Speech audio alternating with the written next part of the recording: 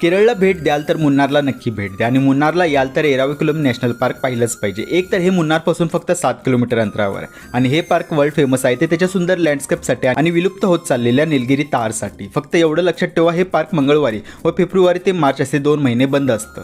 सकाळी 10 ते दुपारी 2 वाजेपर्यंत तुम्ही इथे प्रवेश करू शकता. यांच्या वेबसाईटवरून तुम्ही तुमचं तिकीट बुक करू शकता किंवा थेट इथूनही तुम्ही तुमचं तिकीट घेऊ शकता. पण गर्दी असेल तर तुम्हाला रांगेत थांबावं लागेल. 200 रुपये इथली प्रवेश फी आहे. साध्या कॅमेऱ्यासाठी 50 रुपये तर व्हिडिओ कॅमेऱ्यासाठी 350 रुपयेचं वेगळं तिकीट घ्यावं लागतं.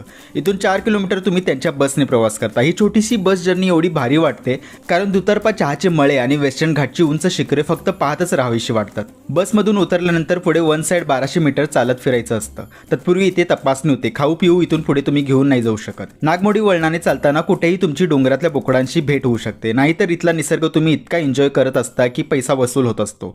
आम्हाला निलगिरी तार दिसले पण फार दुरून. तर अधिक माहितीसाठी पहा फुल व्हिडिओ.